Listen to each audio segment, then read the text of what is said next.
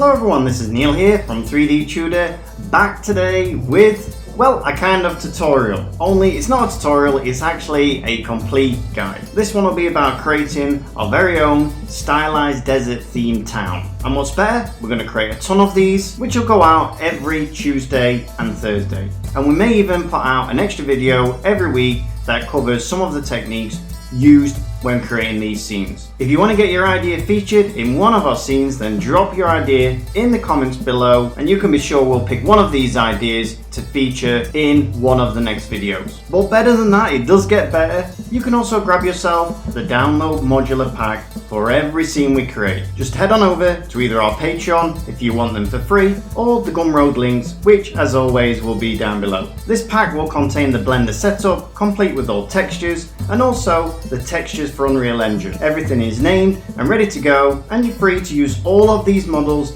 in any of your own creations. And of course, be sure to add them to your Blender Asset Manager. Finally, all of the techniques you see today can be found in most of the courses we have made. Easily over 250 hours of content now for about $5, so be sure to check out our Patreon down below if you're interested. But enough of all that, what you're here for is to see how we put this scene together. So let's get started with our stylized desert town complete guide.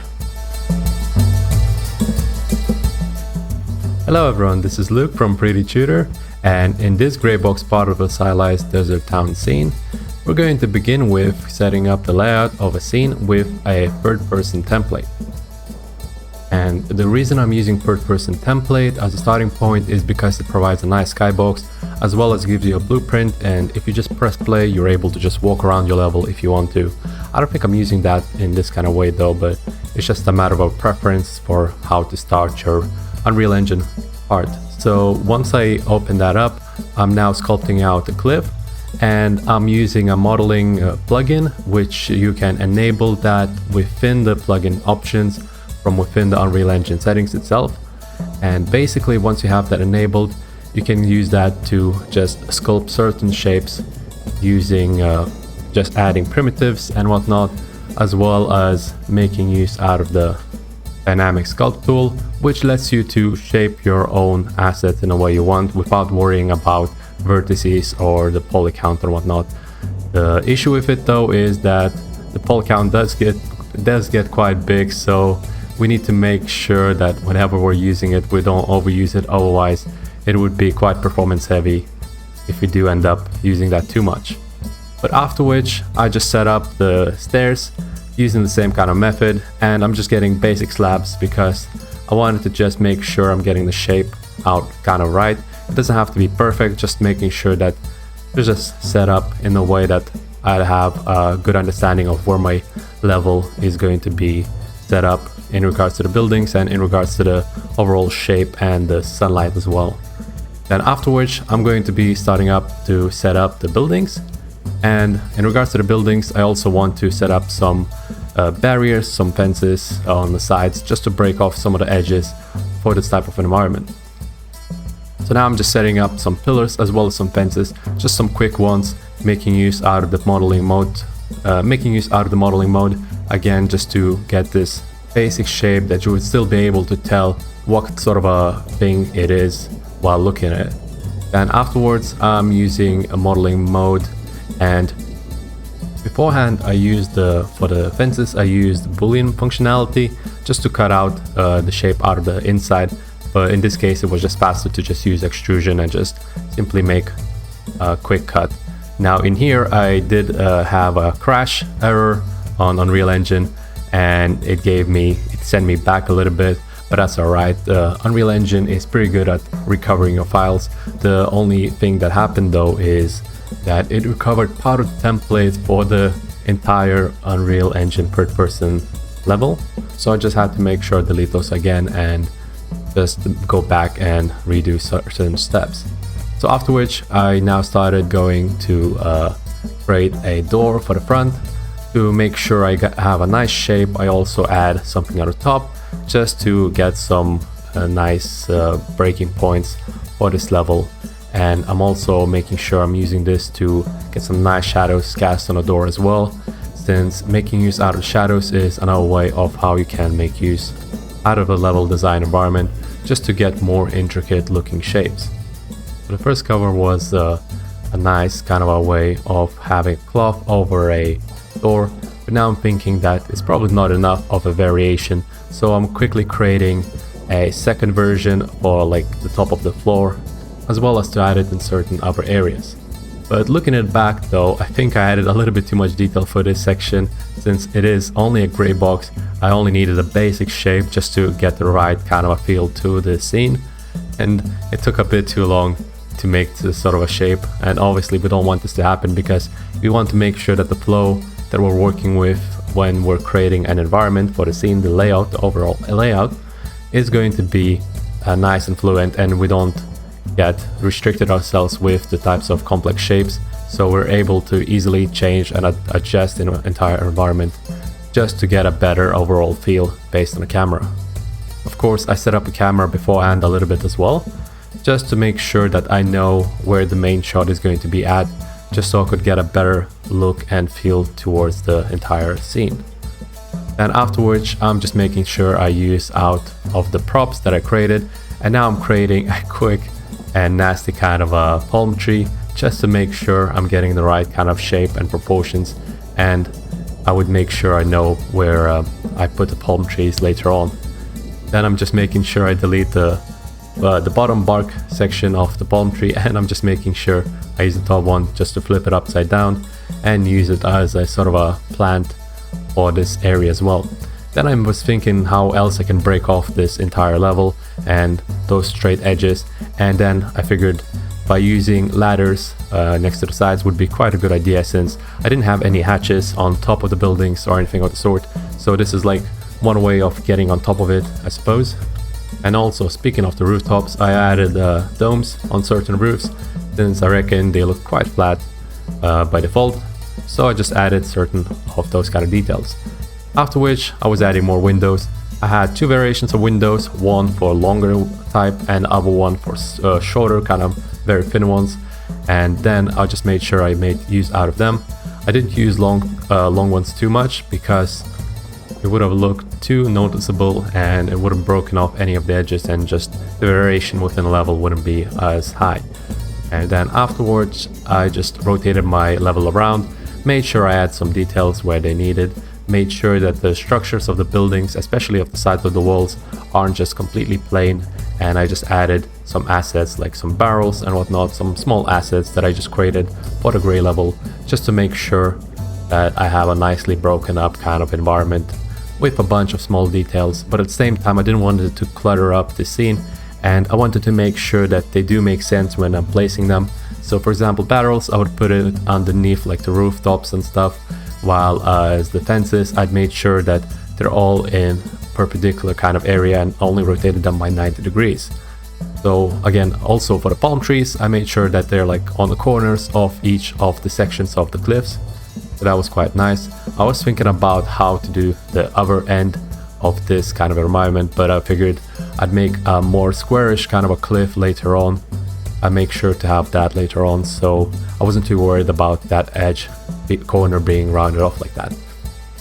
And afterwards I played around with the camera a little bit more, just to make sure that the nice overall look is quite good looking. And then afterwards, once I was finished, I made sure I select every single asset, I combined them using modeling mode, and then simply exported it out as an FBX file.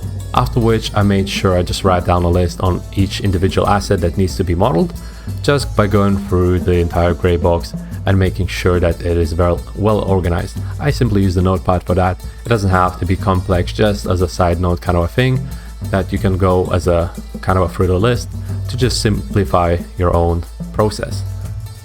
After which I was thinking of like the stuff I also can do to liven up the scene, the type of effects I could use, but I decided not to go too much into it with the effects later on, since I reckon the scene turned out quite well in the end anyway. So right now I'm just writing everything that needs to be done, and also playing around with the light a little bit just to make sure that I have a nice lighting. Right now the lighting isn't too good of a looking. It has too dark of shadows, so I'm also right now thinking that maybe it was a little bit too far away. By looking at the camera, I see the top section is way too empty and the stairway is just going to nowhere. So what I did is I closed off the gap for the stairs. I made sure I just simply squished the entire section and made the staircase a little bit kind of thinner by getting all the islands on the right just closer to the ones on the left. Then after which, what I figured is I'd make another building area and just get another cliff for this, just again to break off the entire silhouette of the main camera. So right now I'm just adding another cliff to the back of it and getting one more building attached to it. And this way I think it looks much nicer as the overall composition for the main shot. So this is turning out much better. All of this work is done after I sent out the FBX that I had combined for the Greybox, but none of the assets that I'm currently using are being new ones that I make. So all of the ones that I'm using right now are just simply the old ones that I used for the Greybox that are being set up already. I'm not modifying any of the already existing assets, not scaling up or down any of the buildings, just making sure that I'm adding on top of the Greybox at the moment. And this way, when modeling the assets later on, it won't cause any issue because the Greybox that I was using before is not going to be too much different of the one that's already being modified with an Unreal Engine right now. So just getting all the ladders and stuff and such, just to break off the edges of those buildings, and just making sure I'm also adding some fences and whatnot to make sure that the backside just looks a little bit better. Even though that the main shot is not going to be affected by this, I figured it might be nicer to have those on the in regards when I'm using a turntable for the video, just to have a nicer, clearer kind of a environment. And at the same time it'll be more consistent with the entire shot, since it won't be just all the cluttered up details within the front and nothing at the back. So here we are in Blender 3, and the first thing I'm going to do is actually bring in Luke's Greybox that he made in Unreal Engine 5. And then what I'm trying to do is just split it up and actually look for things that I can actually get rid of that I don't really need. Next of all, what I'm going to do is I'm going to make a start on the actual large buildings. I always find that's the best place to start. And these buildings, I can pretty much divide them up into 3. So what I'm doing here is I'm just getting the right scale. Because I'm going to make a modular pack, which is the best way to go with this, I'm just getting the right scale, and then I'm going to actually create the simple buildings. We're actually in this build going to let our textures actually do a lot of the work. So you can see here, I'm just inserting, extruding in, and basically they are the finished buildings. I then put on cavities just so I can see those edges better, and finally what I'm going to do is just bevel off with the bevel modifier, just to make a nice finish for the actual buildings. Alright, so once I've done those, I actually put those to one side. I'm going to save out my Blender file, as you should always do, and then what I'm going to do is I'm looking now where to go next. And I've got a problem that this actual steps, you can see, it's a fairly complex, heavy build. So what I'm trying to do is just split it away from everything, and then what I'm going to do is move on to the actual dome. What I'm trying to do is when I actually get the Greyboxes, I'm trying to give it that actual, oriental style or something like that. So simply what I did there is I just got an actual UV sphere and then just split it in half and then extrude it out to make that design. Next of all, we're moving on to the actual doors. And again, I'm trying to make this as stylized as possible, still following that aesthetic that we're actually going for. So I'm just bending these out a little bit, and you can see it worked out really, really well. Next of all, what I'm going to do is I'm going to put the planks in then for the door. I'm basically going to pull it out, split them up, and then use a technique that probably loads of you have seen me do many, many times to make our planks, where I actually make them, where I use the proportional editing mixed off with a little bit of randomness. Finally, I'm just going to bevel that off the same as we've done everything else. I missed the bevels on this dome, so I just beveled that off quickly. Next, we're going to actually pick some more parts. So I'm just going to create the actual step for the door.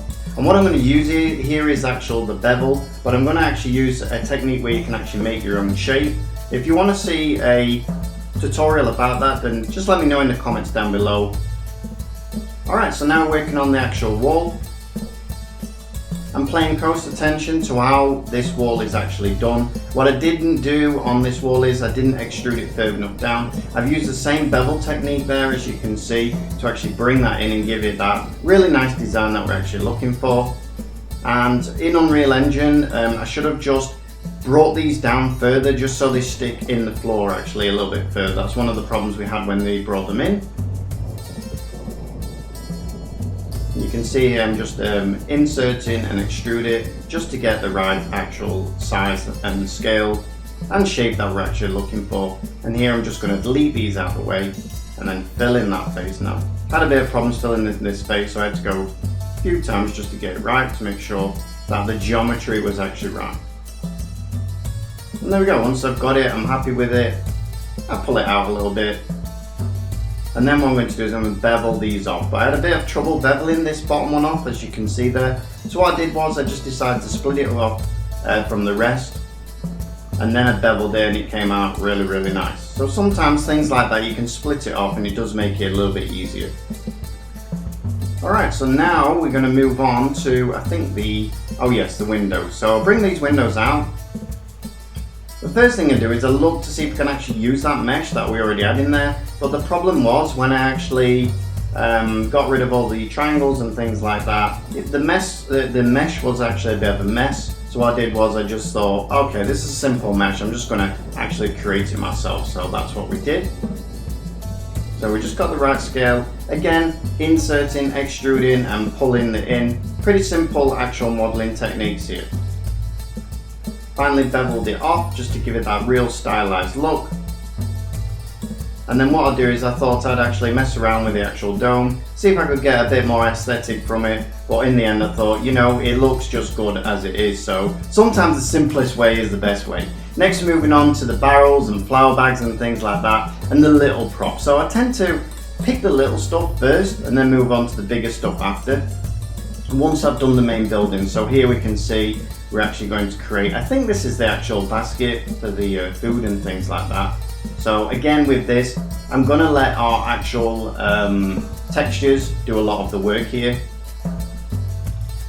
So I just brought it down with extrude, filled in that face, and that face actually I'm going to use to actually create the food. Now what I did with the face, because I know when you bring it in, it's not very good geometry as you can see there, so all I do is a quick mesh in Zbrush, because I find that really simple and easy to do, and now I can actually work with that. If I didn't actually do that, trying to pull that up and making that randomness in there, it makes it a lot harder because the geometry is not very good, so that's why I did that.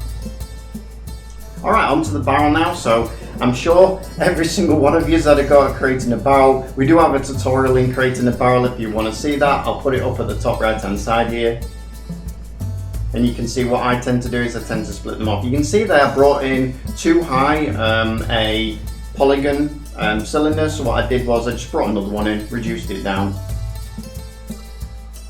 And then I'm just splitting all the planks off. And then what I'm going to do is use a solidify to give it some thickness. And finally just grab it all, get rid of the pots that I don't need. I think I got rid of those back pots actually because you really don't need them, you're never going to see through that.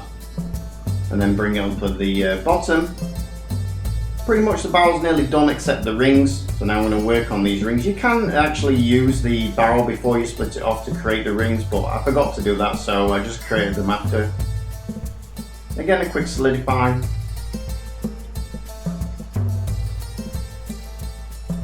And then just smooth shading, bring in a bevel, and there we go, the barrel's done. Alright, so now the flour bag. What I tend to do with anything like that is I'll go over and I'll actually use the physics tab.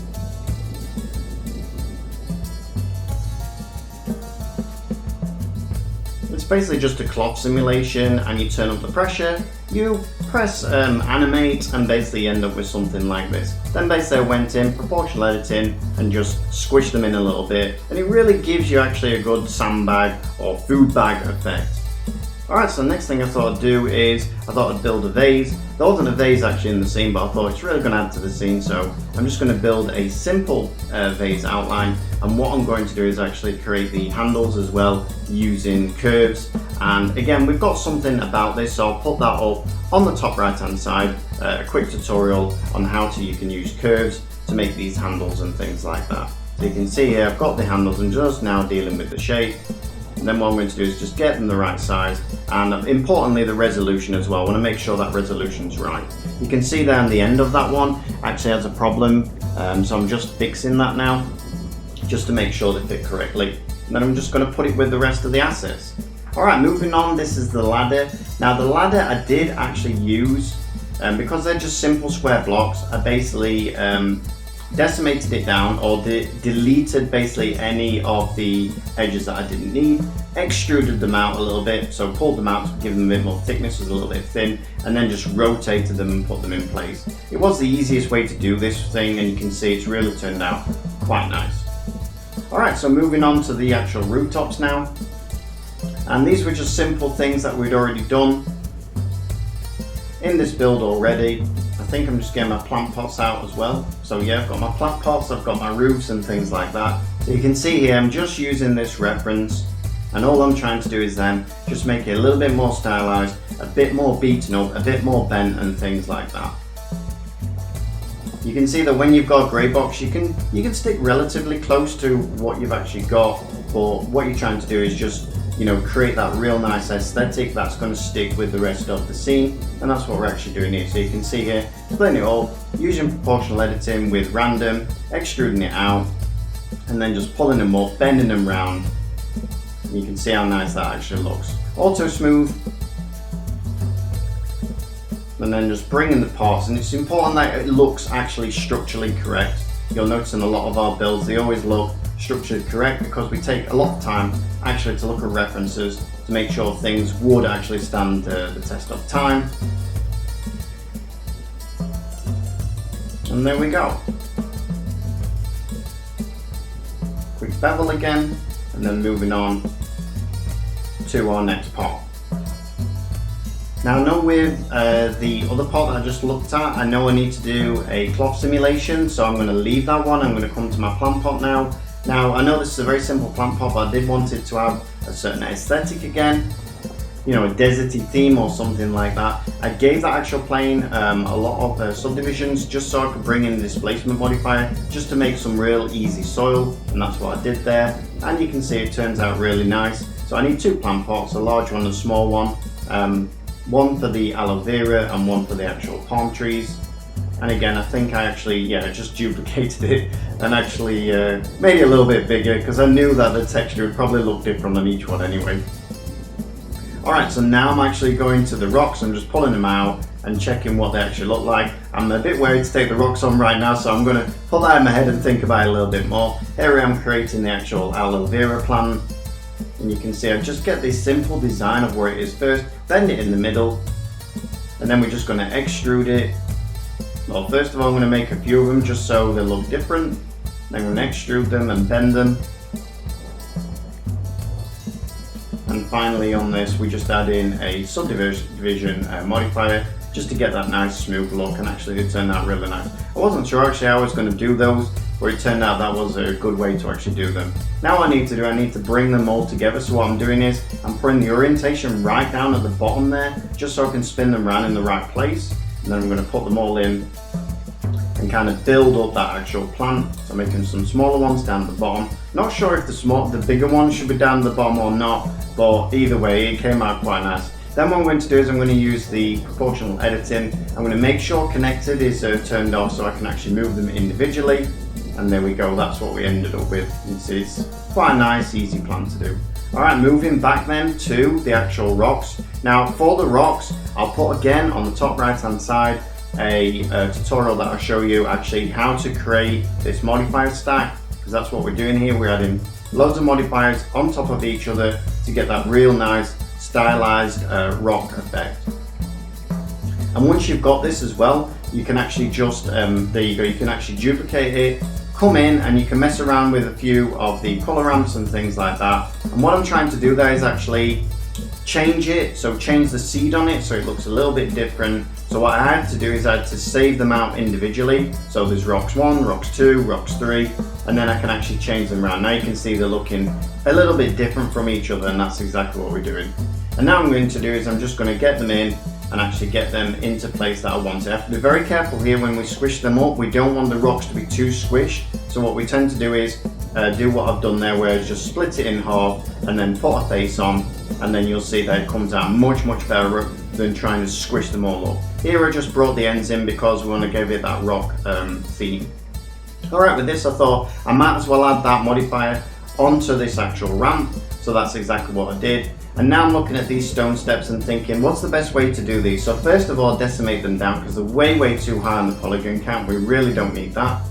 Then what I try and do is I try and add the actual rock modifier onto it, and it just crashes Blender. So I'm like, okay, we need a different way of doing this. So what I do is I think, right, shall I make my actual own rock? So first of all, I create an actual ramp, and I know that what I can do is I can take this then through to Zbrush and use an insert mesh to actually bring in some actual rocks on top of it. So that's what I'm actually going for here. So you can see here, just creating a little kind of stone that I can use for the path. Then I'm going to go into Zbrush once I've exported it out. I'm just making sure that these are all split off from each other right now.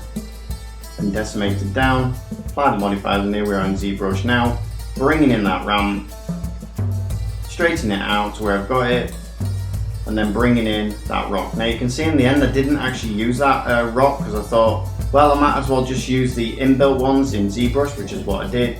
Randomize them all out on the nano mesh, as you can see there. The height, the width, made them a little bit offset so they're a little bit higher and lower from each other.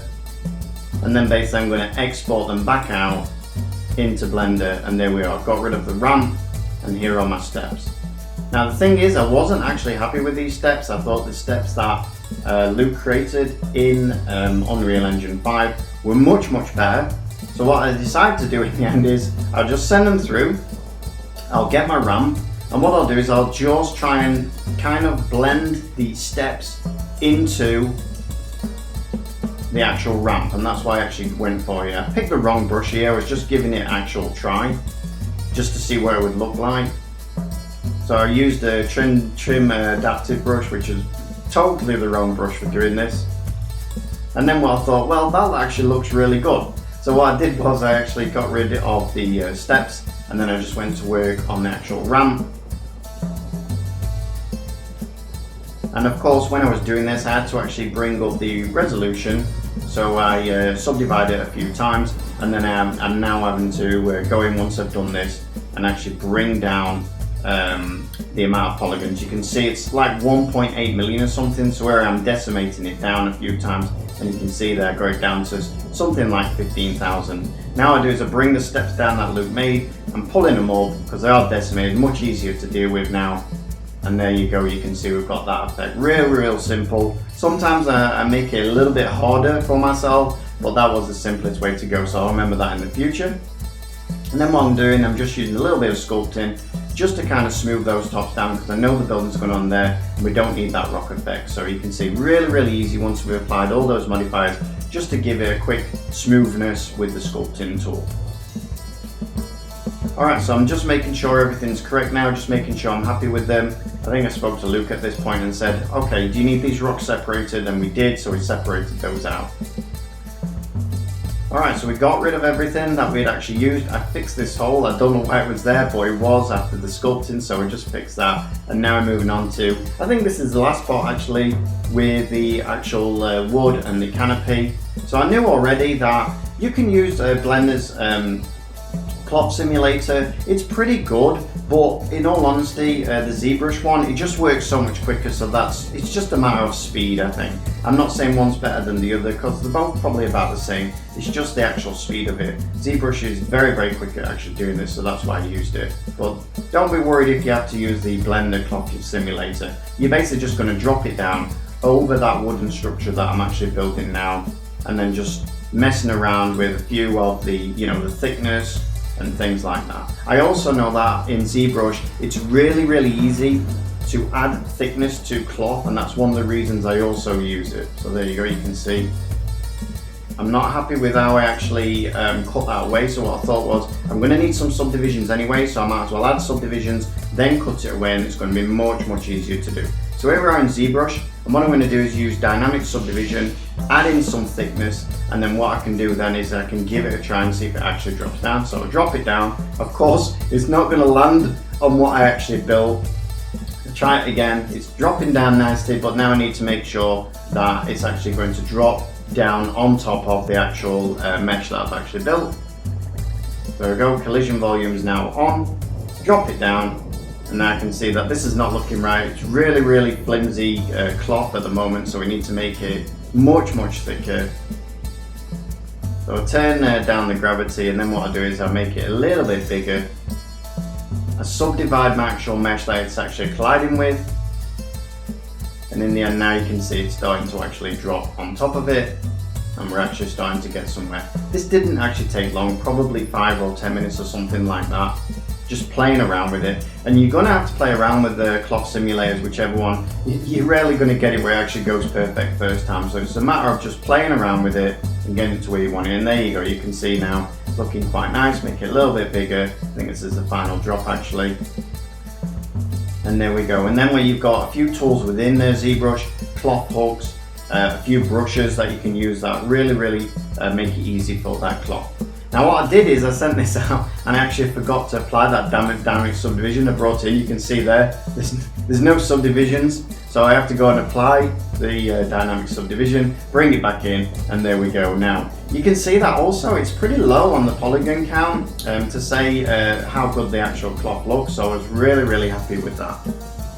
Alright, so finally then we've got everything, and what I started to do was I started to actually mark all the seams out, and I was going to unwrap these like absolutely perfectly, but in the end we decided, because we're going to paint it in Substance Painter, it's a really good idea to use triplanar projection, which means that you can actually get away with using the Blender automatic unwrap. So that's what we decided to do. The other thing to take into account when you're actually unwrapping these and putting them all together is group them up into like parts. So for instance, you can see here I've got the building parts, I've got the dome part, and what I'm going to do is I'm going to group all those together, and they are going to be the ones that I'm going to put on the same UV map, because you don't want one UV map for every single part, because it's such a waste, because we're talking either 1 or 2K resolution UV maps, and they're way too big, so there's not a lot of point in doing that. You might as well group them together, put them on the same UV map. Just make sure when you're doing that you give them the same material. So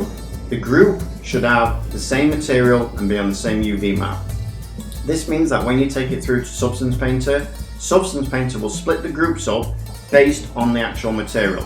So I think we went with 4 or 5 UV maps, 4 or 5 materials, and when we took it into Substance Painter, it was really easy actually to paint them, because we could split them up really easily. So you can see here I'm still actually going around and actually marking seams. This is before we actually decided, okay, let's just automatically UV unwrap these to make the process really quick. And I think after this one, that's when we decide to do that, and you'll see it speeds up dramatically. But you can see here that you can do it both ways. You can do it really neat actual UVs if you're bringing in textures and things like that. So okay, so there you go. You can see now I'm adding them all together, bringing them in, and what I am very careful of here is that the parts that are together, I'm making sure that I'm using average island scale, which makes sure that the size of everything is correct in proportion to each other. So you must make sure that you use that. So basically it's average island scale, then pack the UVs, and then bring down the actual margin. And the reason we bring down the margin so they're not so close together is just so when you're in Substance Painter, some of that actual texture will bleed out just past where your UVs are. So just bring down those margins just a little bit, and you won't have it overlapping onto your other meshes and things like that. So you can see now I'm splitting these up. You can see how nice the UVs are actually looking now. You can see when I brought those margins down now, they look really good.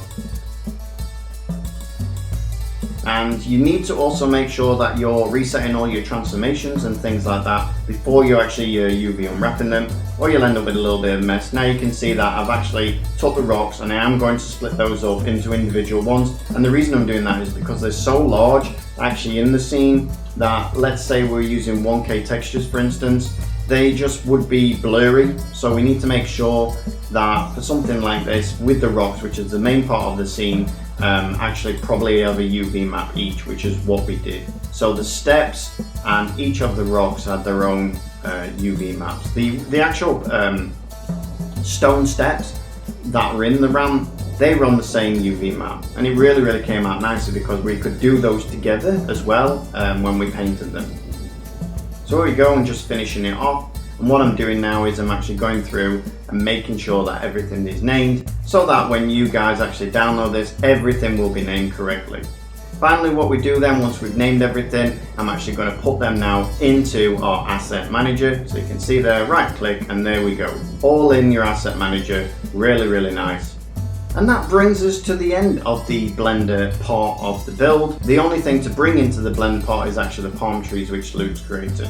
And now on with the rest of the build. Thanks a lot, everyone. The reason we're splitting up the palm tree as its own section is because as a foliage it'll require a bit of an extra time to set it up, and we're going to go through multiple software. Also, since I did this all in one go, I figured it'd be easier to follow along the steps like this. Now, in order to model the palm tree, I started off the process within the Blender, and I wanted to get a cutout shapes of the palm trees, and that's the easiest way that I found to start off, since Blender has a nice cut tool that you can use and just cut out the shape that you want out of just a simple plane. After which I simply made sure that there are no endgons or when I'm importing an asset, and after which I realized that when I was importing it onto the Zbrush I had some errors, so I just made sure that the normals are facing one way only.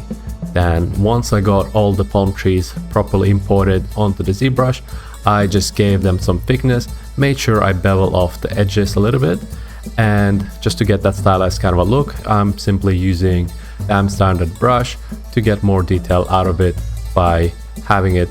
Actually, before doing that, I made sure to zero mesh the entire mesh. That way the subdivision is easier to do. I got another shape just to go around the palm tree areas, just to get a low poly version out of it. Then after which, for the palm tree itself, made a very basic shape, and I used curvature tool to get a nice shape out of it.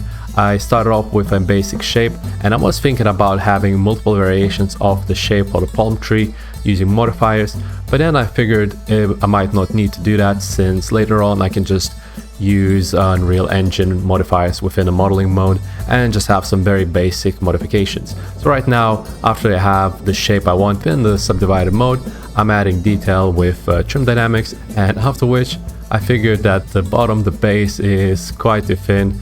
Looking back, I figure using curvature brush and modifying that could have just started off with a nice base, but it was super easy to fix that by going back to the low poly version of my divided palm tree and just adding additional kind of a base on top of it. I modeled my coconuts and it was super easy. I just got a sphere, just adding some details to it, just real quick details. And now what I'm doing is I'm filling in the colors for each one of the assets, just to make sure that when I'm inside the substance painter I can use an ID color map and cut out the shapes for the palm trees. So right now I'm just getting every asset into the substance painter, and I made sure that they're separate, so when I'm baking off the texture detail and generating things like ambient occlusion, they wouldn't be affected by one another. So now I'm just using those generated texture maps to add detail on top of it.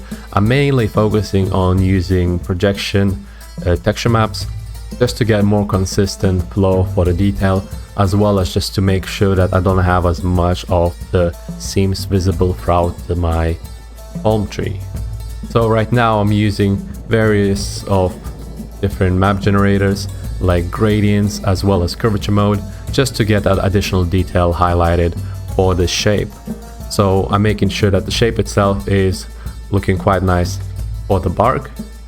And then after which I was thinking about starting off with the palm trees, the leaves, but I decided to go for the coconut right now instead and leave it off for later.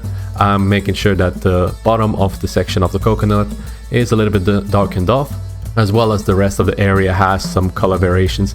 Using curvature map, I'm just breaking off certain edges and points and making sure that the coconut itself isn't just some smooth sphere.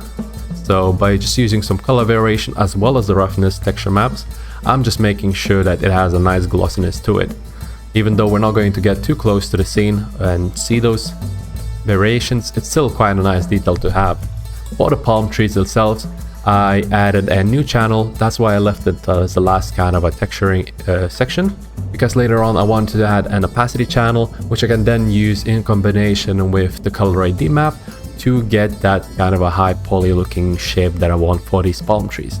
And I figure it looks quite alright, making sure I make use out of ambient occlusion and curvature masks just to bring out certain detail that I had for the high poly. And I'm just getting all the veins and as well as the edges for these trees. And then afterwards I want to add more detail on top of it, but I just wanted to make sure I only use the roughness map. Just when the sun hits off the leaves, it would get a nicer kind of a looking detail to it. I also want to get a different color variation throughout the leaf as it goes off onto the end in comparison to the stem. So what I did was I used world position texture map and just told where one point and another point is, and just used that as a way to have a gradient mask throughout it, and which I then broke off using a simple grunge map. Then I moved on to export the textures and moved on with the rest of the project. To start off the texturing process for the rest of the assets, I figured I'd firstly check the assets myself and make sure that they're set up properly. So I went ahead and checked them within Blender. Then I opened up the project for the Unreal Engine, and that the scale is nice and properly set up in the same way as the Greybox. Also I wanted to make sure that the polygons are set up properly as well, so none of them are kind of mismatched or there aren't any flip normals that needs fixing. After which I went ahead and checked the UV unwraps that we have. All of the unwraps were done in a quick kind of way, or using mainly UV unwraps, but I just want to make sure that the areas for where the planks are, for example, have the same kind of a rotation, so all the wood grain would go in one direction. Finally, I want to make sure that the materials are split off properly into multiple bits. I didn't want to have a material for each type of a small piece, so I just made sure that all of them are split off into sections. So now when I'm bringing all of it into the Substance Painter, by the way, I'm bringing all of it at once because it just makes it nice and easy to work with in regards to the consistency on the texturing, as well as getting the textures across for when I'm having materials transferred to one or the other piece. So right now I'm starting it off with the cliff ends, and I'm just getting a nice base texture, but I figured I'm going to be using generated masks just like I did with the palm trees. So what I'm doing is just baking off the texture maps, and now I'm going to make use out of them. But firstly, I'm just getting some nice base, so I'm overlaying a simple grunge material. Don't want to overdo it since it is a stylized kind of a scene. Want to keep that simplicity left off and making sure that it is still quite a nice basic kind of a shape, and that I'm only using textures to highlight that sort of a style. So after I'm done with the base, I'm adding a curvature generator mask to just highlight those kind of edges and make sure that they're not too sharp though, but also would give us just a little bit more detail to these cliffs. Later on, I am adding more detail on top of it. I think I'm using a concrete material just to get more bit of a natural look to these cliffs. Although they are stylized, we don't want them to look kind of plasticky, so I'm just overlaying that sort of a material just to make use out of the materials side maps as well as the normal maps and get more sort of a bump texture out of them. Then moving on to the stairs, I decided to make use out of these same kind of materials. Since they are using generated materials, it's quite easy to make use out of them and transfer it onto the other sections. And I figured that I can also make use out of this material base on the stairs as well. But having a look at the edges, it seems that the bakes are not quite there just yet, so I'm just rebaking specifically for this section of the stairs. I'm not rebaking onto other materials, just this section to get better bakes for normals as well as ambient occlusions, to make sure that these edges aren't as sharp looking with those kind of artifacts. So moving on, I'm just making use out of the material that I had for the cliffs and just changing up the colors a little bit, as well as adding a different type of a base.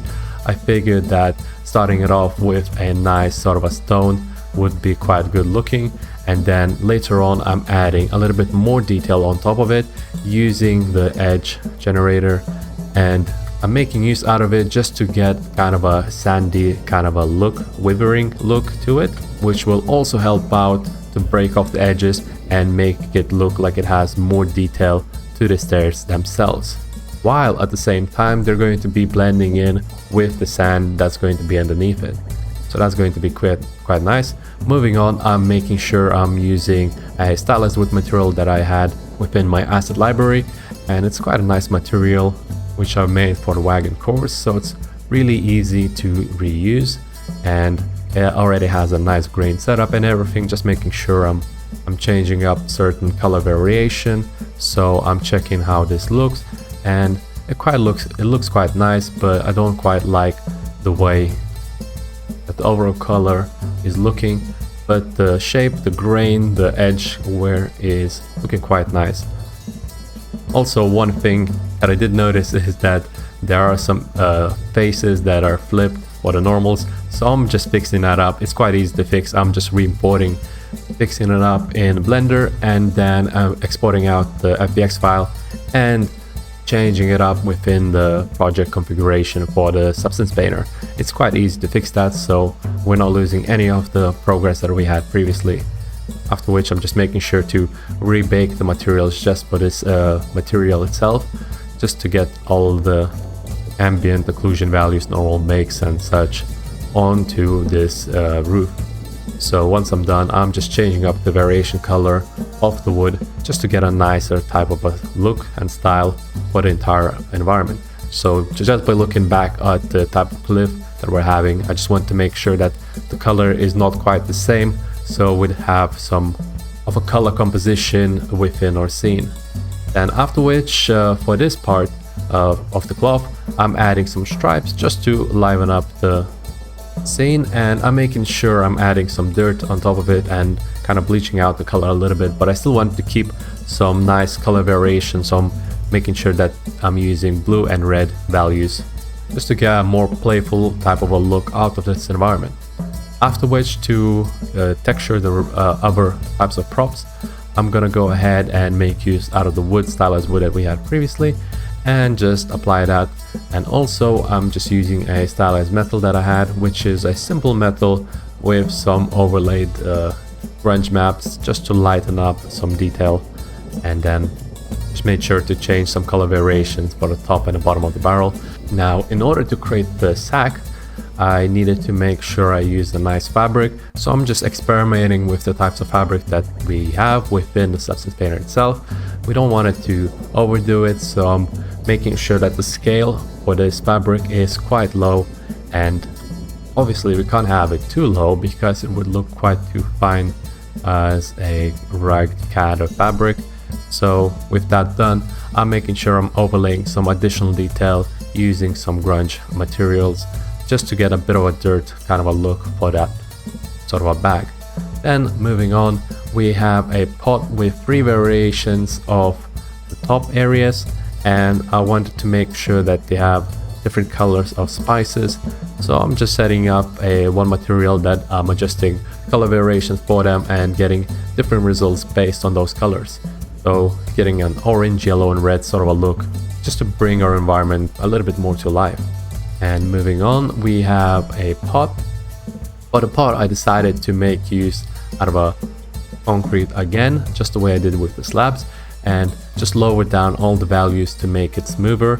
And this way we're getting this sort of a clay kind of a look, and all I did afterwards was overlay a curvature generated mask to get a little bit more detail out of those edges for this clay. And by simply playing with the colors a little bit, we just need to get a basic result for this entire clay, and after we're done, we're now going to be applying it onto the rest of our assets for the props. After which, I decided to start on by texturing the foliage piece that we had, and made sure that the base is set to quite a darker green, and the outliners are having a lighter type of green just to highlight the overall shape of this asset. We don't need to go into realism, so highlighting and exaggerating some of the features is quite a nice way of making use out of the stylized kind of feel that we are going for. So we don't really need to worry about what looks real and what doesn't. We just need to make sure that we like the shape that we're gonna go with. For the dirt, I just went ahead and added a basic dirt texture with an overlay, and I'm using ambient occlusion just to get more lighter color in the middle. Then by playing around with it, I got just the right type of a look. Moving on with the buildings, I started off with a concrete look just to get this sort of a wall I wanted, and it's giving off nice height normal values as well as some color variation within the material. So I only overlaid a basic color just to get this kind of an orange look, and in order to highlight the shape itself, I'm making sure I use curvature generated maps just to highlight those edges. And once I quite liked the way this looked, I also played around with the lights just to make sure that the roughness values are quite nice throughout the assets that we were working on. And after I'm done, I exported them out, and of course I forgot to texture out the dome and the windows as well as the fences for this environment. So I went back onto the Substance Painter and simply reapplied the building materials that we had set up previously for the structures, and then of course I exported them out ready to be used for Unreal Engine. Now that we're done with setting up our assets and we're ready for the Unreal Engine environment to actually be properly set up, we're going to import all the assets using the FBX file, and we're making sure that all the assets are not set as combined mesh, so they're each set as individual pieces. This way we're able to use them independently, and then after which I'm setting up the texture maps, making sure that the pack texture map for the roughness, ambient occlusion and metallic are set up with the sRGB ticked off for each one of them, since that is required for when we're using pack texture maps. After which I'm just making a basic PBR material to make sure that I can also make use out of it as a material instance, and I'm just converting all the textures onto parameters so I could make use out of the material instance and just change up the texture values to get multiple materials out of it. Multiple assets as material instance, and that's exactly what I'm doing right now. I'm just applying all the textures that I have exported outside out of the Substance Painter and getting them set to be used within Unreal Engine. So now that I have it set up, I'm also making sure I'm just making a couple of adjustments. Well, because they were set up scattered across the area, I'm just making sure that all the origin points are set within the center of each individual piece, which is super easy to do using modeling mode. So I just clicked on each one of them and made sure I set the pivot point to be to the exact center of each piece. Right now I'm just getting also all the variations that I had previously. So right now I'm just getting those 3 different variations of pots set up as well. This obviously could have been done within a Blender or something of the sort. Doing this in Unreal Engine using modeling mode is really simple to do as well, so that's what I did. Now I'm importing the palms and the palm tree itself with the coconuts. They're going to be set up separately, and also I want to make some variation for the palm tree. So firstly I need to set up a foliage material, since the palm leaves themselves are one-sided planes, and also they need to be movable instead of just entire mesh for the palm. I only want to make sure that they move only for the leaves. And before doing that though, I'm just getting some palm bends for the planes themselves just to make it look more three-dimensional. Then I'm painting the vertex color to tell where the motion is going to happen with a basic wind material setup. After which I'm using deformations to just get some nice variation out of the palm meshes, and that's super easy and simple to do. Just bending it up and twisting the trunk itself a little bit is going to give this sort of result. Later we're just putting all the leaves on top of the tree, just making sure I'm breaking off the edges and not having a ratio to be constant, just to make it look more organic. Then I'm also thinking about adding even more variation, so I'm bringing out the original default mesh of the palm leaves and bending it even more, and then after I apply it, since they are using the same static mesh, they're going to be applied throughout the entire leaves that are placed for the palm trees. And so it's quite easy to make use out of it and get some adjustable kind of a bend that we want. So moving on, we're just setting up the rest of the trees just to make sure that they have a little bit more variation within the leaves. So I'm just slightly rotating and whatnot for those kind of leaves. And then moving on with the other types of variation, I'm setting up a nice kind of a motion for the leaves using a basic simple wind system node. That'll just give it a simple kind of a wiggle to them. If we slow them down and give them a kind of a small amount of strength, they're just going to have a simple motion of almost up and down kind of animation, but obviously they're not going to have that sort of thing. They're just going to be looking quite nice. And I also want to have some motion for the smaller plants as well, but they're going to be a much smaller motion. I'm also using vertex painting to just make sure that the base of the plant is not moving and only the tips of it are moving. And after which I'm just lowering down the strength for them just to make sure that they're only having a basic sort of a motion. I made sure I went ahead and set up the pot plants to be used for the trees, then checked out the rest of the assets just a little bit just to make sure that the textures are looking good. And then once I was ready, I went ahead and started off by replacing the base of the gray box that we had previously. So I went ahead and just kept adding those type of platforms to replace the base of the gray box that we had. So just adding it up and mixing them together. I also want to have a base that looked quite a little bit more different, so got something underneath the base of the stairs just to break off that kind of a flow for the rocks, the squarish kind of rocks. And then I moved on to replacing the larger assets, which happen to be the building structures. So we have three variations: one a 1 by 1 by 1 kind of a square, a complete total cube, and the other one is going to be a longer one, while the third one is going to be a kind of a cut in half type of a cube. So this way we're going to be able to make use out of them, and that's all we basically need for this kind of structures, because we can just drag them into the terrain themselves or have them be stuck within the buildings themselves as much as we want. So right now I'm just replacing those bits, and for the top sections of the buildings I am also replacing the spheres, the hard spheres that we had for the roofs, and just making sure that I'm having all the terrain the way that I like. I was thinking about changing some bits for the backs as well, just to have a nice kind of a flow for the platform, because it is going to be a sort of a floating platform. We don't want it to be just cutting it off at the very bottom like so.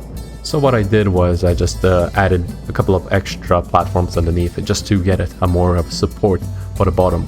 Then to move on, we are adding some fences, some pillars, and I was thinking that the pillars themselves are not sticking into the ground as much as I want to, because the top section is not quite as flat as I wanted it to be. So what I did was I just extended the bottom base, and I know that they're stretching out the texture maps, but since it is such a simplistic texture and we are going to have it from quite a bit of a distance, it is totally fine to do that just by a little bit. So that's why I kind of went to the modeling mode and extended the static mesh to have a kind of a thicker or longer base for these kind of fences. This way I'm able to stick them in nicely into the terrain itself the way I wanted it to be. Then after which I went ahead and played around with the stairs to the side. They're not going to be quite as visible for the main camera, but I just want to get them to look quite a bit more nicer.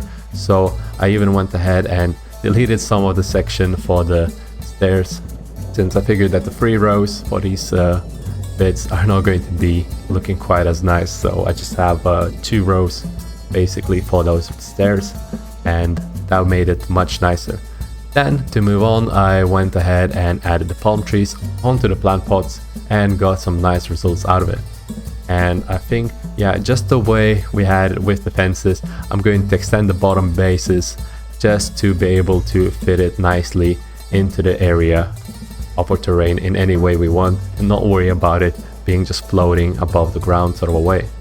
So that way we're now able to stick them up and replace the grey box kind of palm trees that we had with the actual assets for the level. And I'm just placing it in all the corners, making sure that I'm rotating them the way I like it as well. They don't have to be facing all randomly, but I don't want it to be just facing it one way, so I'm just like every once in a while I'm rotating them around like so. And also I'm only using the biggest palm tree like only once or twice, because they have such a huge variation within the asset itself. It's going to be quite noticeable if we overuse that sort of an asset. So I just made sure I use more often the thinner kind of palm trees, just because they look a little bit more generic for the scene and they're not going to be standing out too much. And moving on, I replaced some plant pots as well as adding on some extra props to our environment. So a little bit of barrels, some sandbags and whatnot, just to make the scene not look as empty as it would otherwise. Then I was setting up and checking the way the pots look like with different spices. I wanted to have something on the roofs as well, so I added a couple of spices on the top and fallen off vase just to break off the overall structure of it being standing off. I was thinking about doing it with a pot, not the vase, but the inside of them had some spices, so they wouldn't look as good if they were on being on the side. Sideways only with the vase. Then moving on, we have some more props that we're setting up, some barrels, some additional plants, and we're just replacing all the assets just bit by bit, like so. Again, I'm just putting all the assets just like in the corners and stuff and whatnot next to the walls, just to break off the entire structure when we're having the turntable for the video. And of course I'm making sure that the backs are going to be populated with assets as well. Then once I'm done with that, I'm just replacing the doors with a cloth over them. And now I'm thinking of how else I can break off the certain buildings, and I've actually duplicated one of them and just stick it to next to the side of a building, just to have an additional kind of a structure breakpoint for the main building that's in the front. And I'm continuing off replacing the assets that were within the gray box and just making sure I'm testing it out how it looks like from the side view from where the camera is, and just checking if it doesn't look too empty or whatnot, and continuing up to add more assets to the scene. So I'm almost done. I'm just getting final assets done. I'm replacing now the ladders, and obviously because as a reference point they were being used from the original asset, they're quite similar in scale and size. They don't even need to be scaled up in any sort of way, so it's quite easy to replace them actually. And then I'm changing up the windows, adding it up to the structures just to break off the walls, plain looking walls that would look otherwise quite dull. So now I'm adding all the types of small assets right now, since the main structure is quite done. Just making sure I'm not overdoing with them and checking out if they look quite nice from different angles. Now I'm just making sure that the camera itself is going to look quite nice, and I didn't like the rock at the back that I had it underneath, so I just made sure that it goes more inwards just to go with the flow of the overall structure. And I'm also adding a couple of sandbags where they need to be, just to have some extra smaller props so this entire area wouldn't look as empty, or more like this entire area would more be consistent with the prop setup. So now that we're done with the entire scene and we have an environment that we quite like, I now went ahead and started playing with the post-process effects, and just to get that kind of a deserty, kind of a hot look to the scene. The easiest way to do it is to increase the temperature value within our post-process. I also played around with a dirt mask that goes over your lens, but I ended up just taking out in the final shots, since when I was done it looked quite alright without it. So again, I'm just playing around with those post-process effects. Since they're not affecting our actual scene, they're just adding some visual effects, and we don't need to be worried about it being too destructive what we're doing. Also, I'm adjusting a couple of extra plants, just making sure that the way they're positioned are quite nice. For example, the palm trees are going and swaying in the right way, the way I wanted them to be. looking from the angles. And then finally I started to actually create a turntable by rotating our camera around. I set up an empty actor to be used as a focal point and then attached it to the camera, and then by rotating that focal point I'm now able to rotate the camera around the asset the way I wanted it to be. Then later on I decided to clean up the scene just a little bit, and I deleted all the props that I had laid out on the side of it, as well as setting out the folder just to be a little bit more cleaner looking in case we want to work with them later on. So that's all good and nice. And I went back and decided to do more post-process value checks. This time I also decided to play around with exposure a little bit, as well as changing exponential height fog just to get a nicer background, and also I turned on the vignette just to get a nicer kind of a gradient to the background, as well as I decided to go ahead and add some more color values using the global contrast values and I believe global gamma rays, so it will give you a nicer kind of a color toning. If you combine them together and have them complement one another, you'll have a very nice blend of colors. And that's pretty much it, guys. If you enjoyed the content, make sure to give it a like, subscribe to the channel, and check out more of the amazing content down in the description below. Thanks for watching.